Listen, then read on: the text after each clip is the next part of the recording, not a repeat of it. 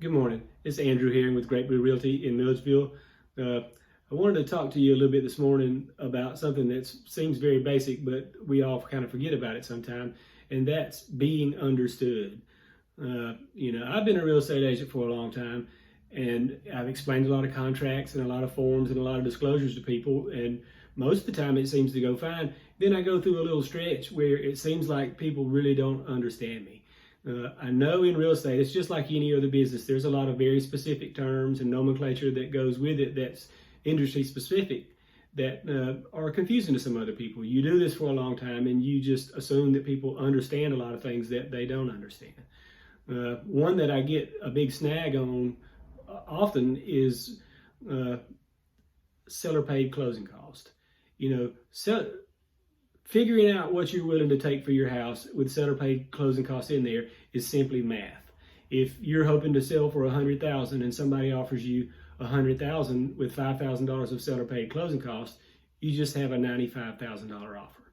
The way things have been appraising and going up here lately, I've seen people add it to, the closing costs to it and sell the house for $105,000, so you still had a $100,000 offer.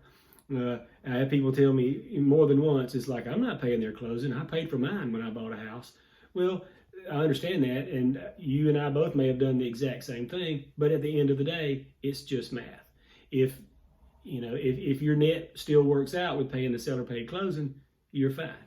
It doesn't mean necessarily that the buyer doesn't have any money. That's the common perception that I get from sellers. It's like, well, if they can't pay their own closing, they don't have any money. They may not, but they may. If the house will appraise for what they're wanting to buy it for, why spend all your money? Of course, they'll finance it and they'll pay some fees for that over the years. It'll make their mortgage a little higher. But just the fact that they ask for seller paid closing costs doesn't mean they don't have any money. I mean, they may be wanting to buy your house and then put a new floor, a new kitchen, whatever, and spend the money on that to make the house worth even more. So try hard to be understood. I mean, I tend to blame it on myself when I go through a run of people that don't seem to understand me, and maybe I'm glossing over some things and going a little too fast. I'll try to slow down too. Thanks. Have a great Friday.